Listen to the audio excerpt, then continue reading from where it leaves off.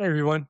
In the interest of setting expectations, just a quick heads up that though it's still listenable, the audio quality for part of this episode is a little off. The content of the episode is still worth sharing and listening to, and this podcast is it's an experiment in leaning into being human, especially when it's not polished, when it's not perfectly refined, just showing up. So we've decided to publish it anyway, and hope you get something out of it, rough edges and all. Hey, I'm Kim. And I'm Pancho, and you're listening to Now That You See It, a show that will ruin you for boring conversations forever. It's about the invisible stuff that shapes how we think and connect, those, oh, wait, what? Moments that change how you perceive the world around you. Once you see it, you can't unsee it. Hey, Pancho. Heyo, welcome back. We're recording two in one night today. You're going to tell them So our this secret. is, we're going to tell them the secret. This is I our thought second about, episode. We're a little I, loopy. yeah, if we're weird, it's because we already did a whole hour. Yeah, I thought about like, Kim, do we change? Do we go put on like different clothes and maybe like move stuff around in the background so it looks like we didn't Take the record tree out. sessions back to back? I was like, What? no, like that goes like going, it like goes against everything we talk about. You just tell it like it is, you know? Totally. Yeah, And the yeah. first one's going to come out later, Hmm. so people will have less Yeah, content. That's fine. yeah. It's whatever. Second one of the day. Yeah. So yeah, this topic I was really excited to talk about it because I'm doing work in this. I wanted to talk about goals. We could call them New Year's resolutions, ambition, the way that we want our life to go, kind of the dynamics of how we do that. Um, I felt like it was an appropriate time to record an episode on that because that's what everybody's thinking about right now, and so hopefully this one goes viral. But That's it. I'll break down on it. but yeah, I'm also leading a workshop this weekend on and so I'm starting to lead these workshops that incorporate yoga, kind of the somatic elements of yoga and the introspective, slow down aspect of yoga, journaling, which again, introspection, slowing down, and group coaching. So having a group of people in a room going through this workshop where they're taking stock of their lives and they're figuring out, how is it that I am engaging with my life? How is it that I am reflecting on who I am, the person I want to be, the year behind, the year ahead. And and so since I'm already thinking about this stuff, and since I saw you wrote a newsletter article on anti-resolutions, yeah, I got excited to one hear from you about anti-resolutions from the world of burnout land, Yeah. how you think about this kind of thing, and then I was also really excited to share some of the insights and the frameworks I want to bring to the table in this workshop with our audience. This is gonna be a funny episode because you and I are both contrarians, Okay. and like the world has come in some ways full circle on being contrarian about resolutions, such that plain straight up vanilla resolutions are like sort of radical now. Like, oh, wow, Yeah. you're doing that on January 1st. You are okay. You are committing to that, huh? Yeah. Um, not quite, but like there's a lot of like many divergent ways of thinking about what this moment means, and I'm excited to talk about anti-resolutions, my resolutions, and I know that you haven't set yours yet. I'm wondering if by the end of this episode you're gonna have some ideas. Yeah. Um, so like I did set resolutions, but like what, like why? Given what we're gonna talk about of like, oh, resolutions can be really self they can be destructive. They can sort of like do bad things to you internally, and also just like they can be real bullshit. So, why are we both the contrarians about resolutions? I'm setting them, you're thinking about them. So like how did we get here?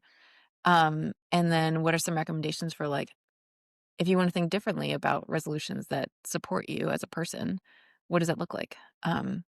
And then I was gonna say the other part of like, I don't know, this world right now, this like resolution world that we're in right now is how do you can you think like completely out of the box about resolutions so much so that they actually come like this full circle thing?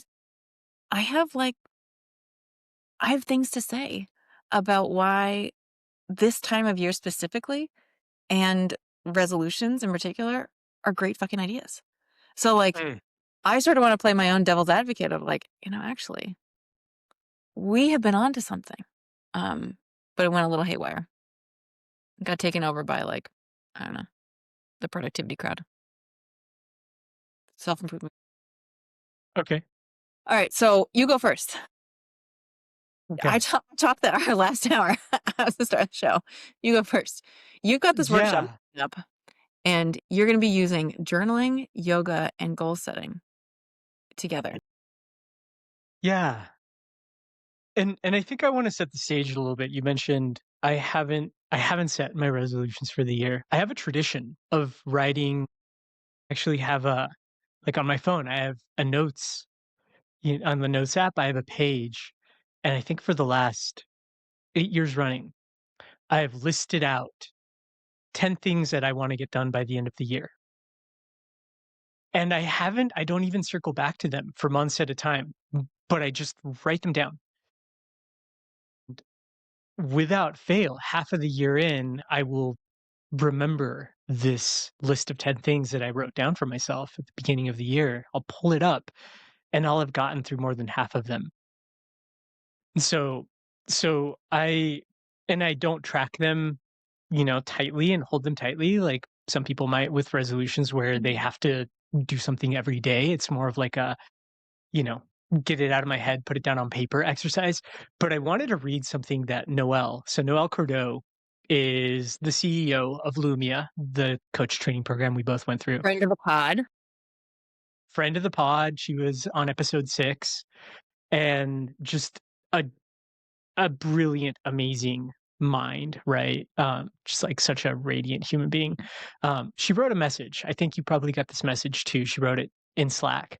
So I'm going to read it because there is value to New Year's resolutions. And so, from the perspective of positive psychology, what is the value of New Year's resolutions? As we approach the season of New Year's resolutions, as coaches, it's important to recognize that these resolutions are incredibly effective based on the science of future visioning and the science of priming the brain that we employ with our clients year round to set goals and then to embody that future in the person that we are today. Priming shapes what we notice and do.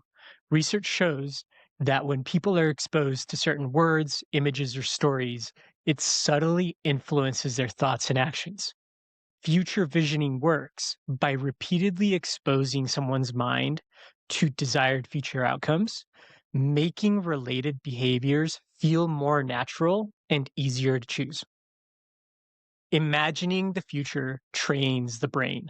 Studies show that vividly picturing future experiences activates the same brain systems used in real life. When this is practiced over time, the brain strengthens these pathways, making future aligned thoughts and behaviors more likely.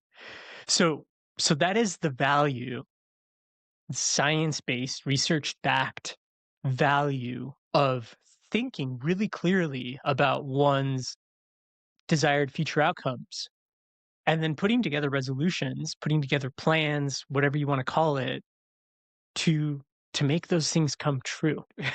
It's magic, right? It's just like Magic. it's kind of like subconsciously, unconsciously programming ourselves to get to the outcomes that we want. Priming is so real. Being able to like just write it down, especially by hand, like in script, write it down.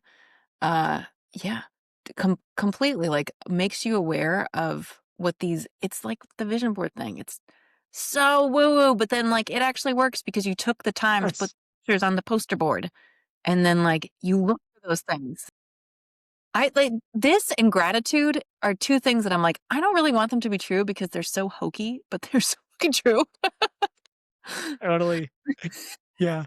It like Yeah. if one person tells me to write a gratitude list, I'm gonna punch them in the face, and also like they're they're real. It's real. It It's really works. absolutely yeah, no, like, the research is there. The neural pathways required for gratitude will turn off the neural pathways required for anxiety and worst case scenario thinking. Like, those 2 can't be on at the same time, and the more you do the gratitude ones, the more you weaken the anxiety worst case scenario thinking ones. That only leads to having a better experience of your life. Like, science is there.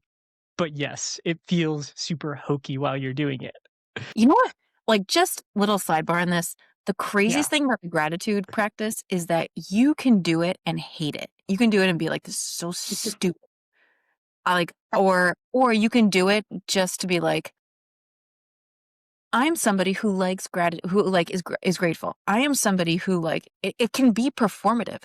You can literally do this performatively because you wanna be the person who, like, is seen as grateful, and it'll still work. Like, there are not other things like that. It blows my mind. Blows Yeah. my mind. Yeah. Um, yeah, and I mean, what Noelle shared with us, like, so we went into this coach training program that is centered in positive psychology, which has a huge element of brain priming, of like positive emotions will prime you to look for positive things. Just like resolutions, setting a goal, and this is coaching. I mean, like we are in resolution world all the time. Is the intention to change, is I want things to be different. And this is why, this is what the meaning is. And so when we start a coaching conversation, you will ask, like, what do you want to get out of this hour? Like, what do you want to change? What's your topic? And what does it mean to you? How do you know if it's going to be successful? That the two things, like, what is the outcome and what does it mean to you, are the like, if you do nothing else in this coaching session, just getting them to say those things might be the like, you 10 minutes, you could be done. Because that priming by itself really, really does start to change things. One So of my here we are. favorite questions is, if you achieve this outcome, what would change for you? I love that one. Yeah. Mm, you know? Yeah, Yeah. and it's that same thing, right? Thinking about what would change, why is this important, and really sitting with that. So, New Year's resolutions have value. Yeah. Thinking about these things, putting them down in a list, um, all of that has value. And It can go sideways. there's also yeah, it can go sideways really quickly, right? There are a lot of different ways it can go sideways. I think for one, you talked about it, capitalism will have its way with it and go sideways. So making it a commercial thing kind of ruins it in much the same way that like it ruins Christmas. So so I wanted to talk about some of the ways we can think about resolutions that we might not think about them. We usually think of resolutions, goals, and engaging with goals in a very straightforward way. I decide what my outcome is. That's my point B. I figure out where point A is. Where am I right now? What needs to happen for me to get from point A to point B? And then you do the work, right? You figure out what are the actionable item steps I need to go and do when I walk out the door to start making progress in that direction. And there's goal setting theory. You have to make it specific, measurable, time bound. You have to create accountability for yourself. So there are all of these things that are I think of them as like the standard way of thinking about goals. I want to approach the goal setting from a different perspective, and I want to bring a couple of in yogic philosophy. There are a set of you can kind of think of them as like yoga's 10 commandments, things to do and things not to do, called the yamas and the niyamas. So a really commonly known yama is do no harm, right?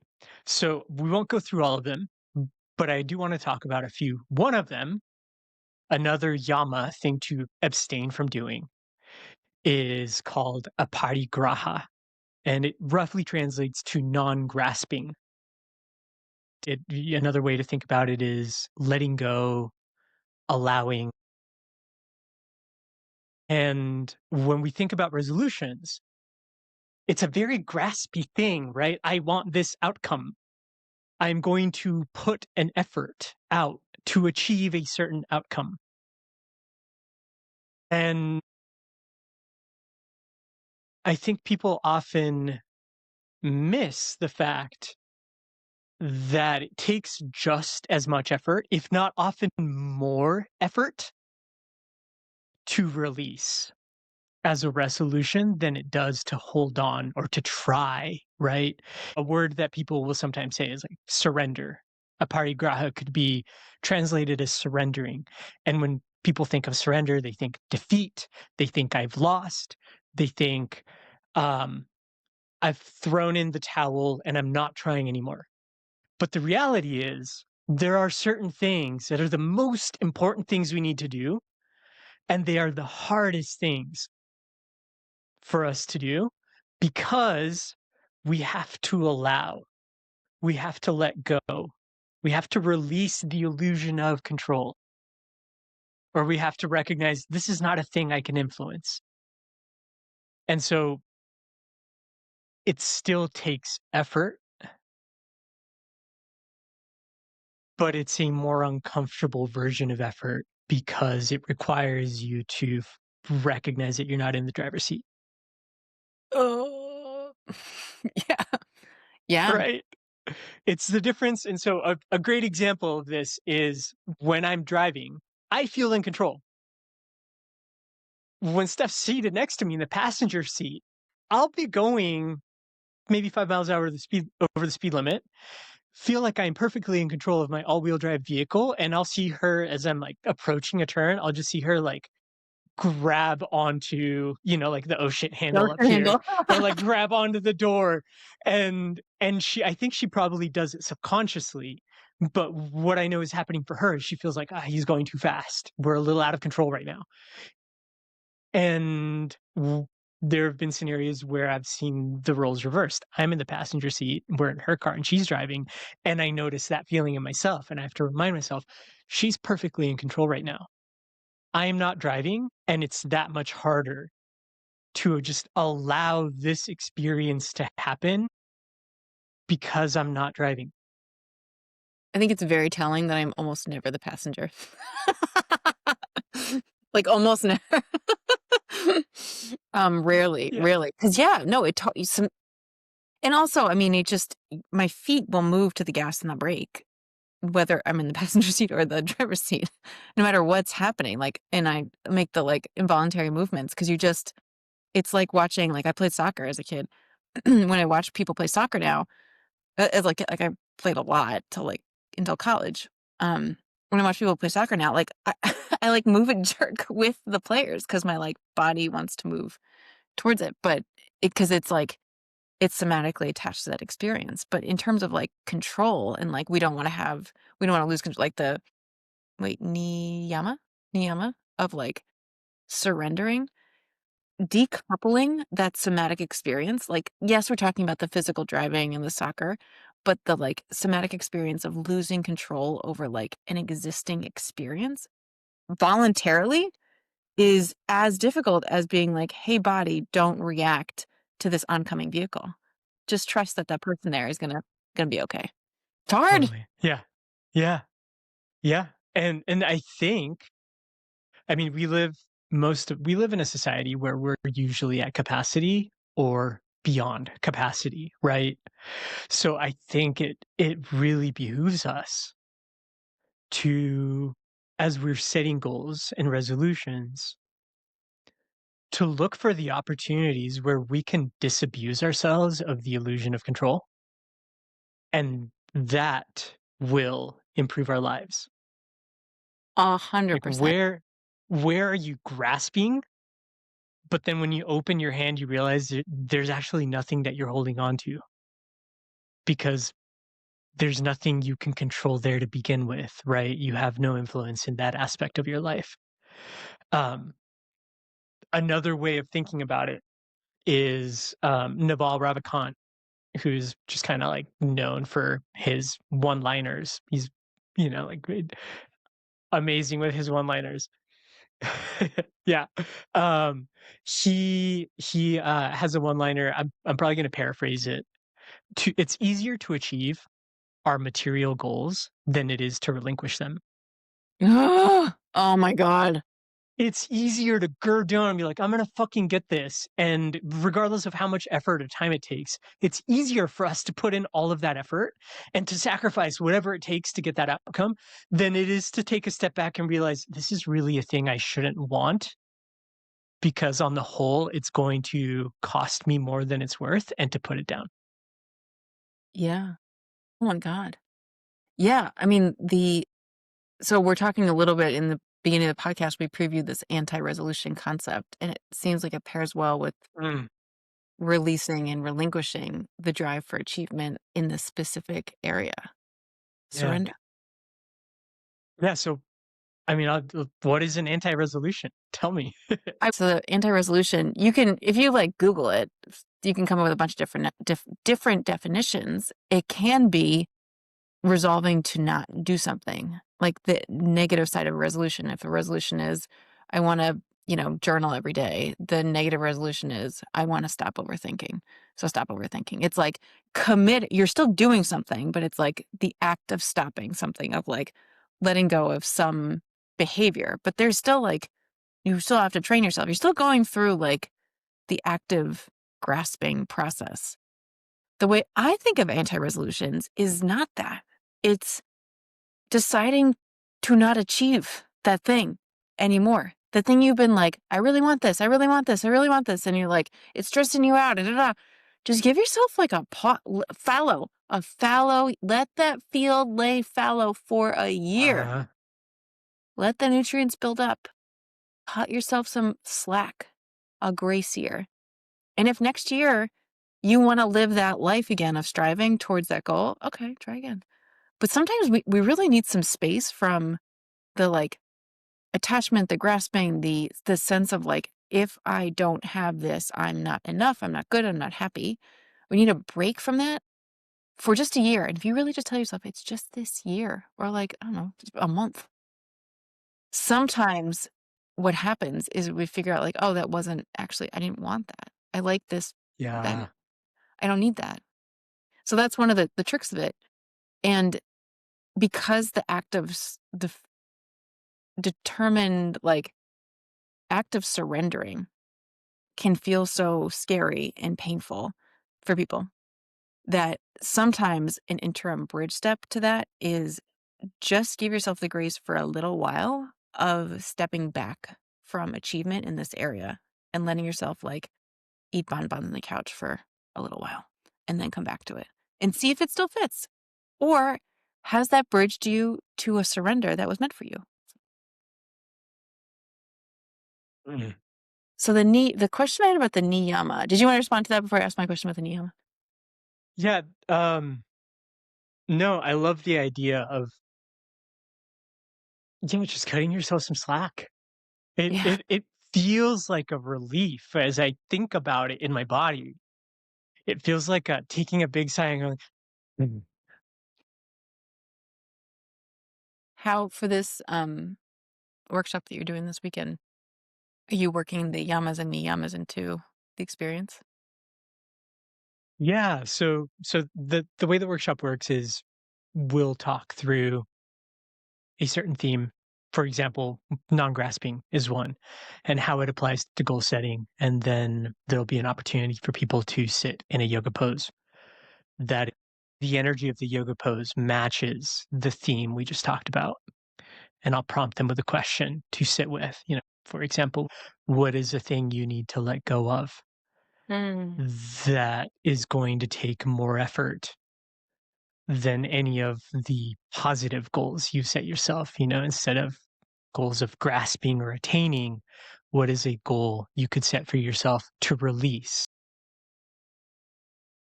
that you recognize is going to take a lot of effort?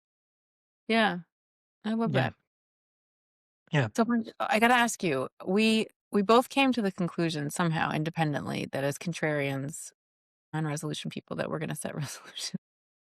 What brought you to resolution? What brought me to resolution? To, like, "Yeah, I wanna do that this year." Yeah, because I've done it every year and it works. I think I think the reason I like to be contrarian about resolutions is because the way we do it culturally has a lot of holes in it. The statistics that I think 85% of people fall off within the first 30 days. So why are they falling off? What makes a resolution unattainable or unsustainable for somebody? If we're gonna do it, let's take a good hard look at it and like shake it upside down and um like really see it for what it is so that we can be honest with ourselves about the resolutions we set, be realistic about them. Yeah, yeah, I get it. Are you circling around themes for your resolution? I think I want to be more minimalistic in my resolutions this year. Historically, they've kind of been all over the place. And that's worked. Usually that list of 10 things, usually still 8 or 9 of them will be accomplished. I'm in a place in my life right now where I really want to prioritize building my career as a coach, and I want to prioritize my health. And so building my career as a coach because that's a transition I fully made. I You don't did it. have another job on the side or anything like that. And so this is it. I have to make this work. And it's working, but I really want to thrive in this. Um, and then the other aspect of it is since we've moved to Reno, um, the activities that are available to me to stay healthy have changed because Mm, Reno's a different place. And so I really want to make an effort to make sure that I am physically taking care of myself. And so I think those would be the 2 themes that the entire list of 10 things falls under. can't wait to see where this Yeah, goes. Yeah. yeah, yeah, yeah. Um, so yeah, I've got a few more yamas and yamas to talk about in terms of goal setting. Um, the next one is also a yama, a thing not to do, and the Sanskrit word for it is asteya, and it translates to non-stealing. So often when we think about stealing, we think about just stealing people's possessions. And what I love about the yamas and the niyamas is they apply to the entirety of one's life. So, for example, being late to an appointment is stealing somebody's time. You've said you're going to be there at 3 o'clock. They're there at 3 o'clock. You get there at 3:05. You've stolen 5 minutes of their life from them. Mm, And so, in the sense of goal setting or in regards to goal setting, there are a lot of ways in which we can think about what not stealing would look like. And the first one actually ties back to what we were talking about in terms of envisioning mm, and almost like embodying what it would be like to achieve a certain outcome. mhm, Doing this has a potential pitfall. So studies have shown that if you share your goals and ambitions with other people and you get positive feedback from them, you get they give you praise for those goals or ambitions without you having even gotten started on them. Your brain's dopamine pathways are activated to reward you as if you had done the thing because you're already getting the external rewards of doing the thing, right? and then you lose If motivation. and you lose motivation. God, so don't tell people your resolutions. So there is danger in telling people your resolutions. There's a potential benefit to telling them your resolutions because you can have somebody hold you accountable to them. But if you tell them your resolutions and they give you praise and that makes you feel good for the resolution, your brain can't tell the difference between them telling you, "Oh, that's a really great resolution," and "Congratulations on having already achieved that resolution." So you are Please. stealing from yourself. In doing that, you're stealing motivation from the actual work, the actual effort it's going to take to get the outcome. And if you do this chronically, there are people who do this chronically. There are people who you talk to them for years, and every time you talk to them, they tell you about like their big pie in the sky ambition, but they never seem to make progress on it. And it's almost like they're addicted. They are literally at, the level of dopamine pathways, they're addicted to telling the story of how they're going to succeed. Mhm. But in externalizing it out to the world, it keeps them stuck and not doing anything about it because they're getting what they're addicted to is the reward of doing it. And their brain can't tell that they've not actually done it yet. That's fascinating. Yeah. So that's one way to think Hmm. about not stealing Yeah, from I do. yourself in terms of the outcomes you actually want to achieve when you set yourself a resolution. Another one is um is thinking about it's again about motivation, but it's taking motivation from the wrong things. Mm. So this comes back to the same umbrella of like basically stealing from your future self by keeping yourself stuck in inaction or keeping yourself doing things that are keeping you from making progress. So you could steal from yourself by taking motivation from things that I like to think of them as like dirty fuel or fuel that's going to run out really quickly. Spite is a great example. There are some things that, but like spite is an excellent motivator to get something done in a very short term basis. Mm.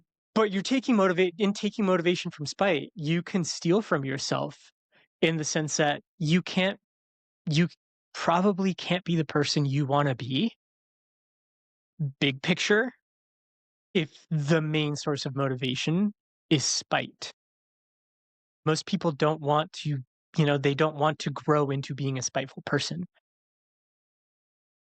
Whatever motivation you're using, noticing whether that motivation is stealing from the person you want to be and possibly also stealing from the outcome you want. Because by the time you get to that outcome, you're a total dick.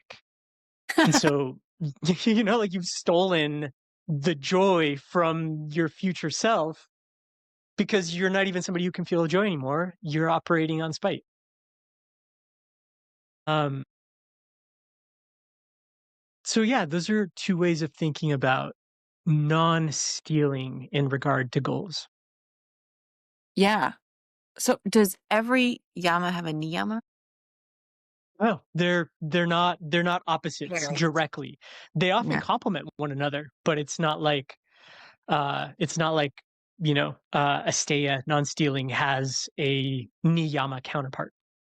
Oh, yeah, yeah. Okay, cool. So don't steal. Like, where's your motivation coming from? Are you stealing from like your future self? Are you stealing from your future self by doing something that keeps you stuck in your status quo? What other yamas do we have? Satya, and it translates to truth. Beautiful word. Mm, absolutely. And so again, it's not just truth on the face of it in the sense of don't lie. I think most of us would think about it that way, but it's applying truth to the entirety of your life, right? It's almost like being radically honest in how you are and how you operate. Um, so one of the ways that we can apply satya, truth, to our goal setting is to ask ourselves, what ambitions, which of my goals aren't actually mine? What are what are the things what are the things that I want,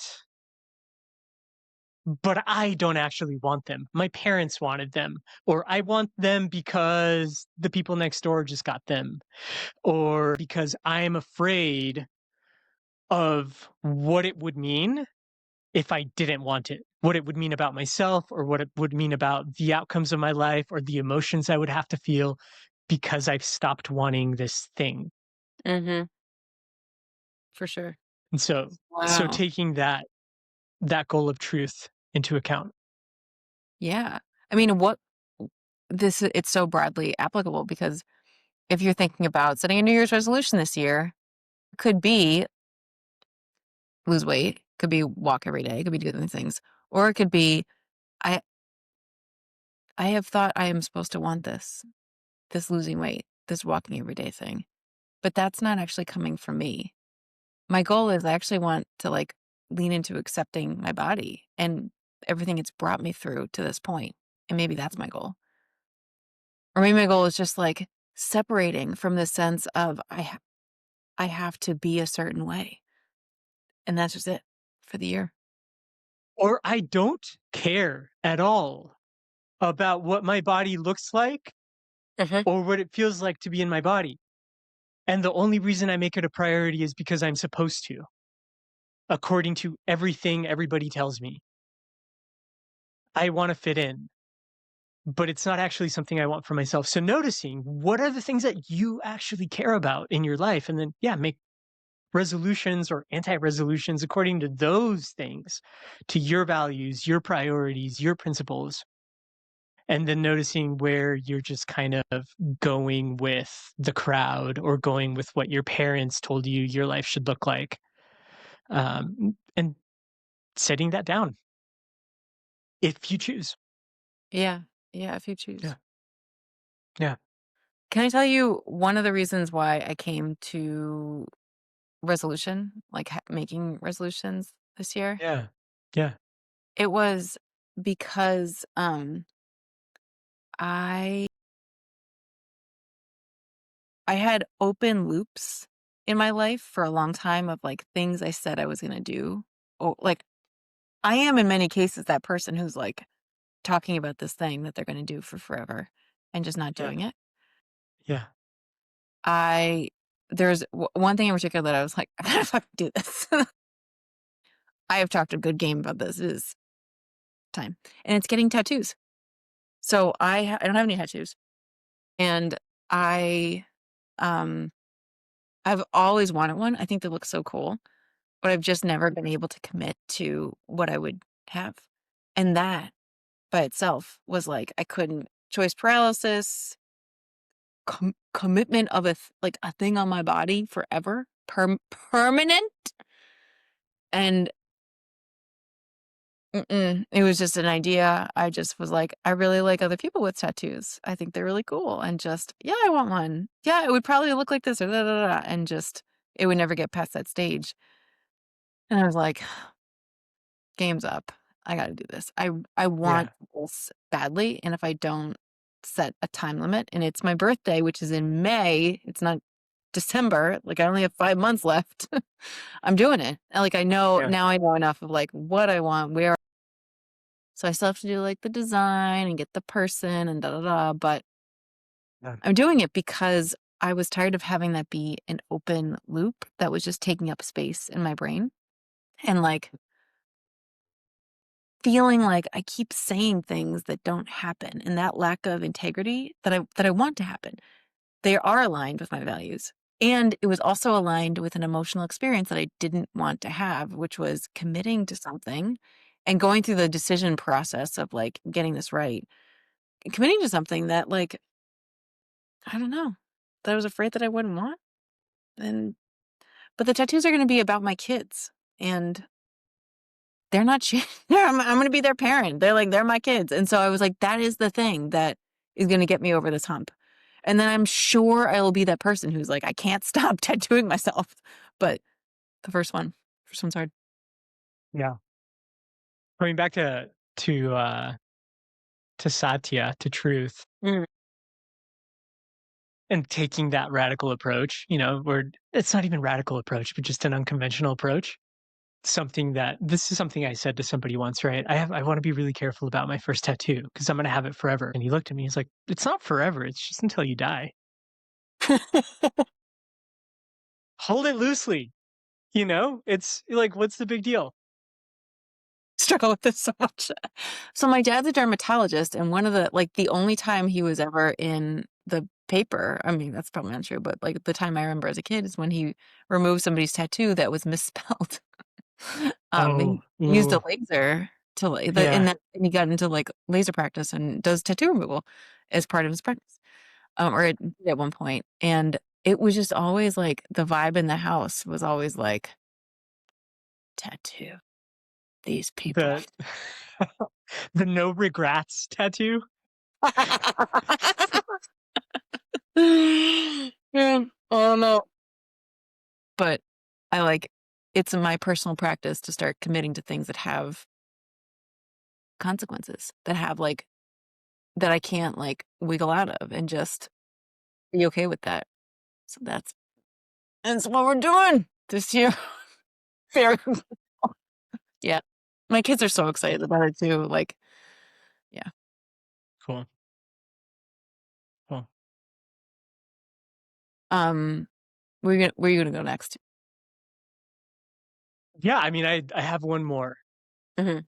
um, in terms of, two niyamas to bring together. And so the two niyamas are, and this one's funny to pronounce in English. So the Sanskrit word for it is svadhyaya, and it translates to self-study. And then the other one is tapas, which translates to self-discipline. Mm. So svadhyaya being, again, self-study, but on an existential, whole human basis, right? From the yogic perspective, recognizing yourself as one with everything else, but then also an individual.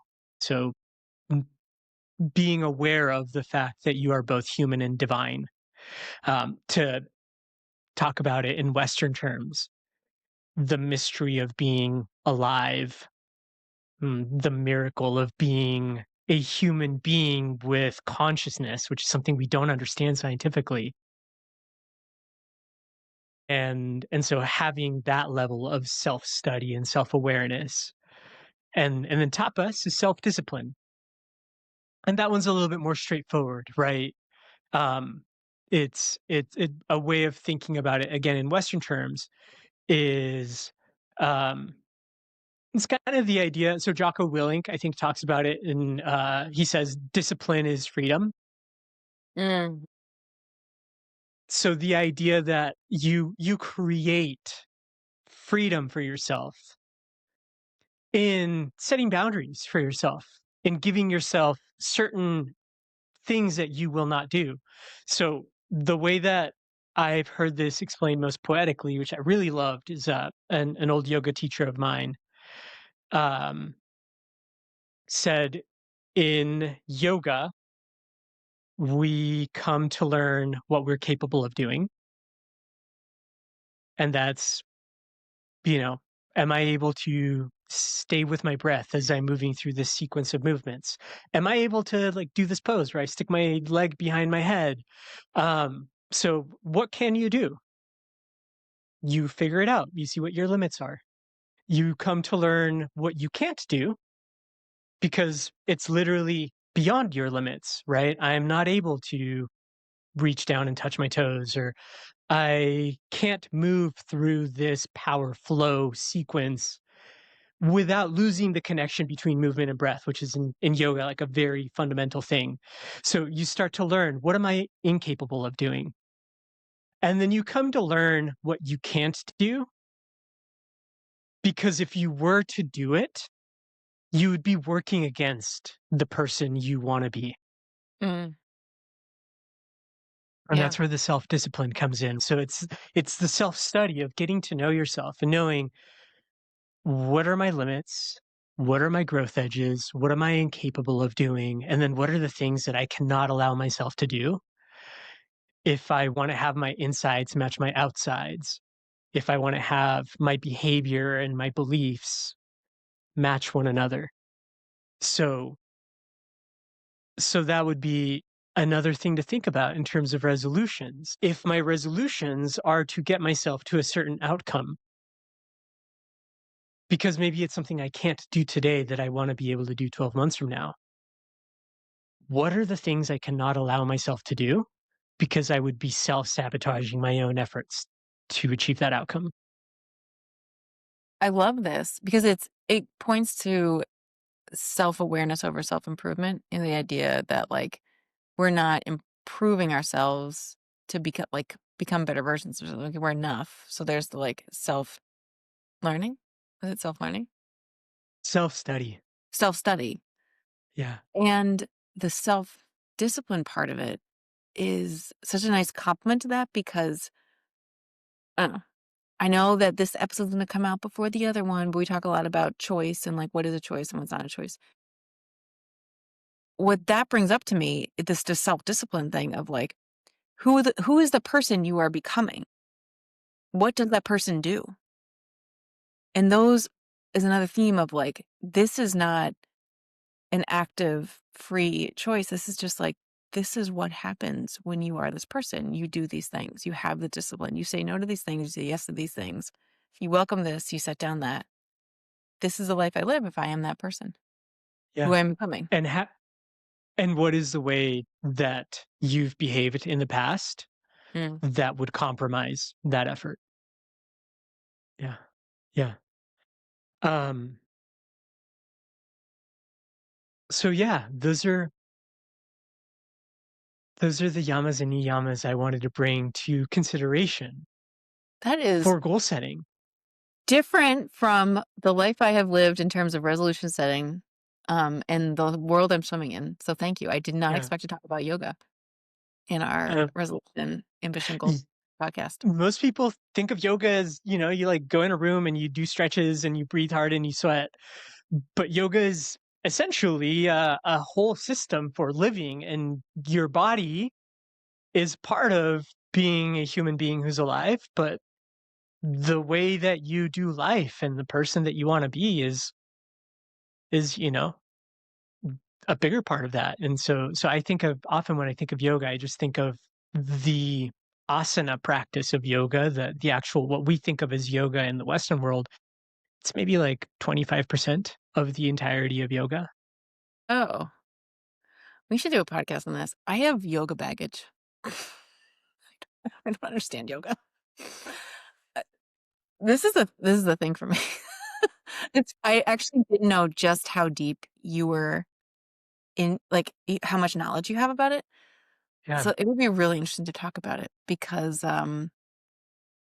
yeah, I don't quite understand it. So that's really helpful to know more than the poses. Yoga is one more of those things that the Western world, along with capitalism, has Butchered. bastardized and commercialized and like made like a cheap, like fake thing version of what it actually is if you go and look at the tradition of it. I yes, and it really now that I'm really talking about it, I think it's, like, sort of not ruined it for me, but it's Mm. given me, like, a taste in my mouth that I'm like, "Ooh, I don't want that." Yeah. If Yeah. if you're like a contrarian, like, it just I'm like, "No, I don't want Lululemon girls and Not ASM." yoga. That's not yoga. Not Yeah. me. I can't do That's it. Western consumerism. Yeah.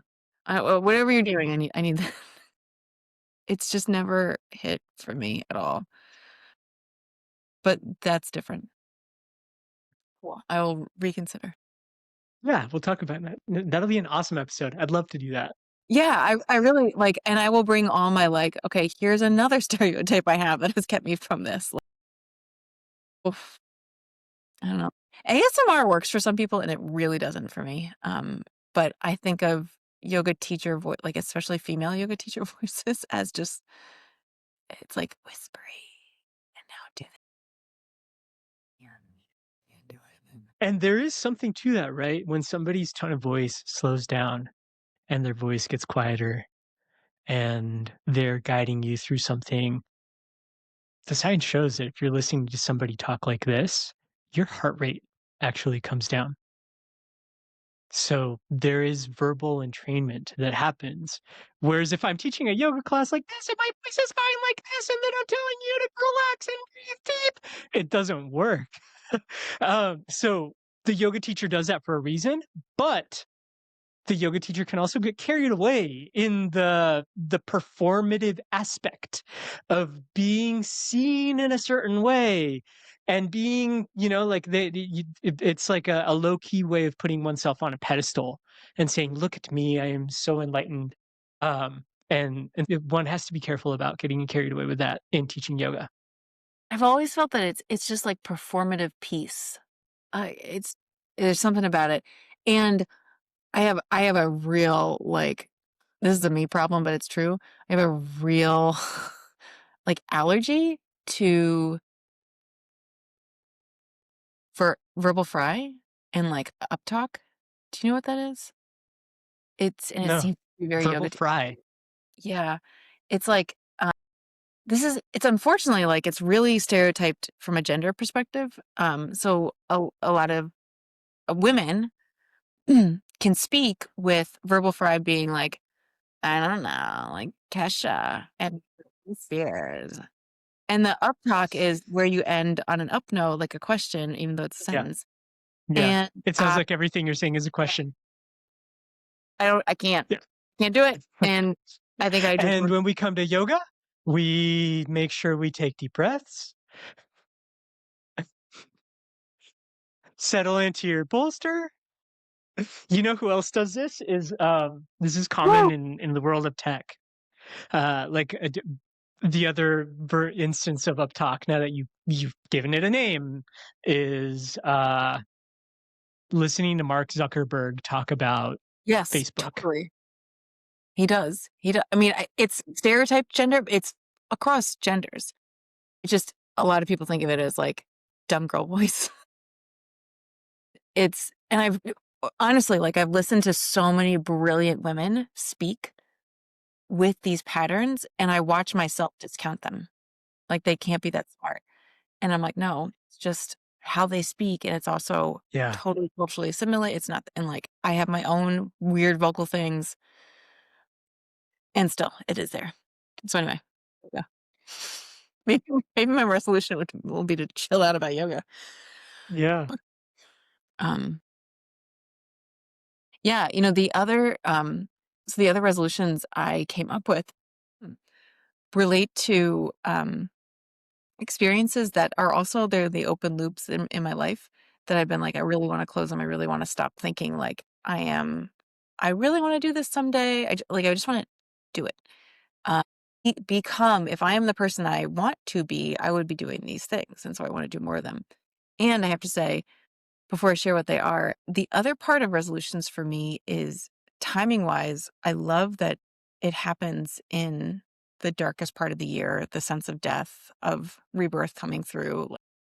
We're the solstice, we are speaking of fallow, we are laying fallow, and then we are moving into like the rebirth cycle and just the cycle of the year mirroring the cycle of life fits so well for me. Like, I love the cave of December. I love it. I love the darkness and the hibernating and then like coming out. So it's like a change energy and just like literally the change energy. Everyone is like, okay, we're changing. And there's something yeah, so fun about doing this in community.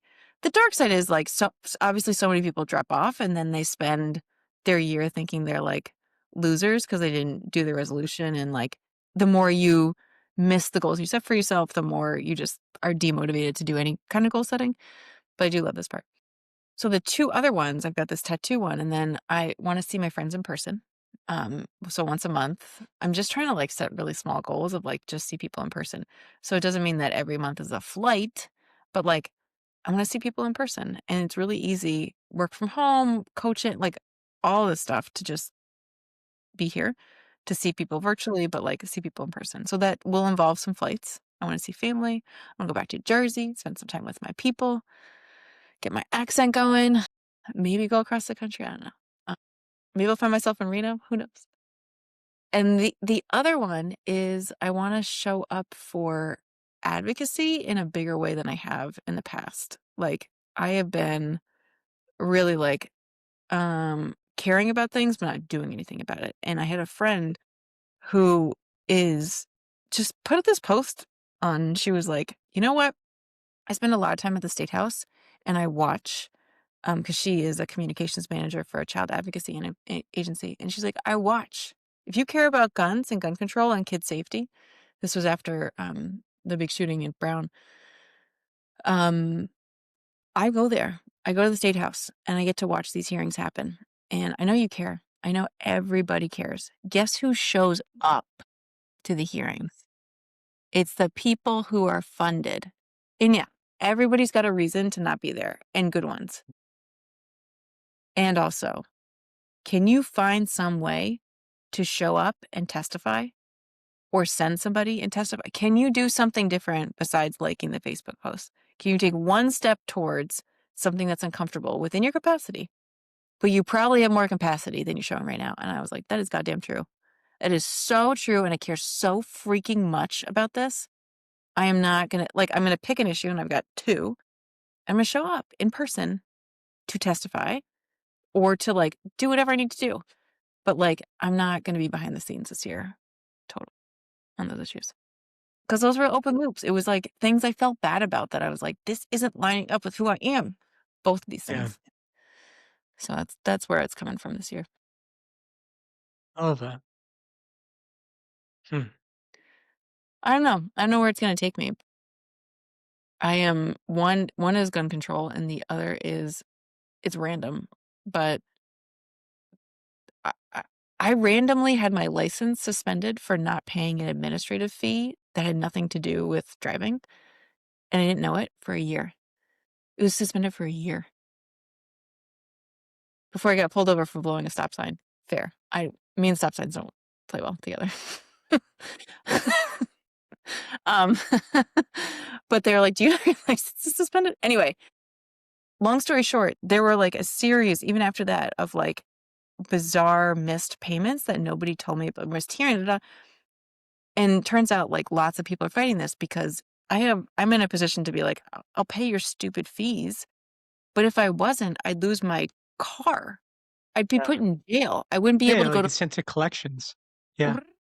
downward spiral goodbye. Like this is a pure poverty tax. And it's explicitly about making money and revenue for the so I'm gonna show up. I can't wait. I love that. 2026. Yeah. Cool. In person, analog. Tattoos, friends in person, Friends in person, testifying in person. butts and seats for the things you care about in person. Yeah. It's analog. Oh, yeah. Defend analog. Yeah, yeah, defend analog. It's like so other people in terms of resolutions, some people pick a word of the year, Mm, connection or just surrender. mhm, Analog would be a great word of the year for 2026 mm. if you're looking for Yeah. something. Yeah. Okay, resolutions. Is there anything else we haven't talked about? And goals.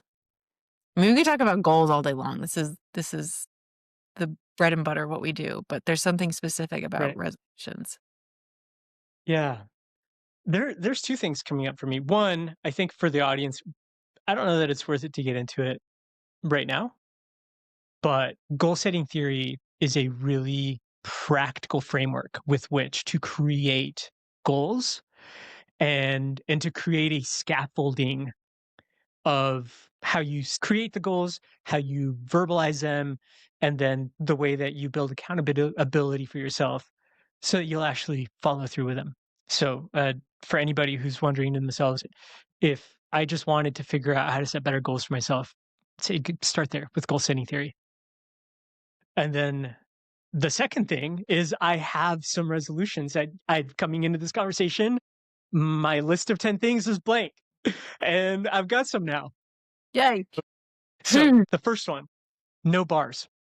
I will not set foot in a bar in 2026. Oh, like a drinking bar. Like a like a drinking bar. No bars. We went to a bar, our new group of friends here in Reno, they're amazing people. And many of them, including Steph now, are DJs. And they put on amazing shows.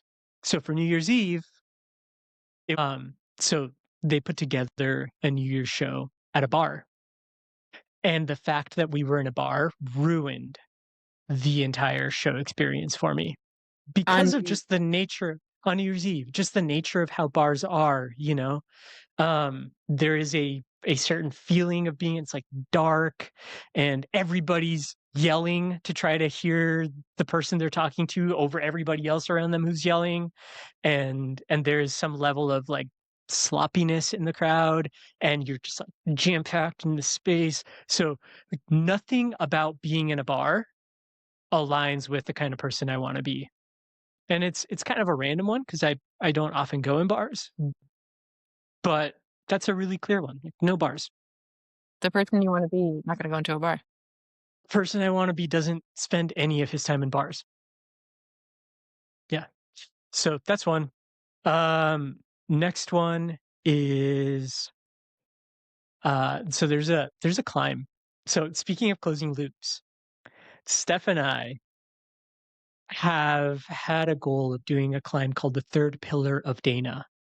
And if you look it up, if you Google the third pillar of Dana, it's just like it's the reason we moved to Reno because this type of place is in our backyard. It's this drastic, striking feature on Mount Dana, which so the east side of the Sierra Nevada is basically just a big cliff. On the western slope of the Sierra Nevada, you very gradually get to, you know, 9, 10,000, 12,000 foot peaks, 14,000 at the highest. But then on the east side, it just drops off. And you often have these like 1,000, 2,000 foot like walls of granite. And then beyond that, if you go further east, it's flat desert. So the third pillar of Dana is one of these cliffs. And it requires a decent amount of physical fitness to get to it. You have to do a lot of hiking, and then you actually have to climb. It takes a lot of risk management and self awareness because to get to the base of it, you climb up the western slope for Mount Dana, which it just kind of feels like you're walking on a plateau until you get to the edge, and then it drops off for I think something like 1,200 feet, and then you have to pick and find your way down what is essentially like a house of cards of car-sized boulders. So it's all of the it's like this massive, like semi-vertical boulder field and it feels like if you were to like yank on one of these boulders hard enough you would dislodge it and then all of the other boulders that are lodged above it would also come crashing down. So you have to be really self-aware and you have to have the route finding skills to get to the base of the climb. So you walk up the plateau and you have to like make your way down the other side, you know, that cliff face, and then you have to traverse along to the base of this climb, which is this just like beautiful pillar of white granite. Um, and so it takes some fitness. It takes a decent amount of just like being able to take care of yourself out in the mountains, and the climb itself is fairly technical. Um, so that's going to be a second one, and I think for us to get to that point, we have to keep climbing regularly. So it's almost like that goal isn't just a thing that we can go do on any given weekend. We're going to have to build towards it, especially the mental side of being able to sit with a lot of risk and to like move through a dangerous scenario. How long does that like, how many hours do you have to plan for that? Are you overnighting? It's a A full full day. Yeah, so we would drive there's a lake that you can camp at just outside of the national park. So Third Pillar of Dana is just outside Yosemite National Park's boundary. And Oh, so we would drive there, cowboy camp on a Forest Service road, wake up at probably 5 in the morning and start hiking to make as to so that when we really need daylight, sunlight is when we're on the climb. And if anything goes wrong, then you have to deal with whatever goes wrong while you're on the wall. And one of the last things you want happening is um, to get benighted. So to have it be nighttime when you're still on the wall. Um, it's what we call getting benighted in the like outdoor adventure world. Is you got benighted. Yeah. you got me intrigued. Yeah. Yeah, yeah. So you don't wanna get benighted, especially while you're still on the wall, because climbing in the dark is just it's a slower thing. It's got more risk tied to it. Um, and then also, particularly with the Sierra Nevada, in that part of the Sierra Nevada in the summer, it's not uncommon to have a 2 p.m. thunderstorm for like half an hour. If you can be done with a climb by the time that window comes around, then again, when the rock is wet, you don't have any friction. It's so much harder to make your way up the rock. It becomes a lot more dangerous. So yeah, getting started early to stack the odds in your favor of being done as early as possible is really important. I can't wait to hear about this. Yeah. This Yeah. is what wow, Yeah. wow. I'm gonna Google this after this podcast. I'm gonna see a Awesome. picture. Yeah. 2026, big year for us. All right, anything final that we need to say about No, this? this was Good? great. Thank you. Yeah, thanks for and I know it's late for you. You're on the East Coast, so thanks for hanging in and getting a second episode done. It's past your bedtime. Oh my god. Right. Look Anyway, at yeah, you going wild, living solo, staying up past your best bedtime. Christmas tree, 10:15. Oh, all right, no recorders tonight. No recorders in the background. Yeah, it's so funny when I can hear your kids just like wailing away on their recorder in the background. They made it to Amazing Grace, which is much more pleasant than hot cross buns, so, Awesome. yeah. All I right. don't know. I don't even know what that means, but awesome. Better on the ears. All Yeah. right. Night, friend. Okay, friend. Have a good night.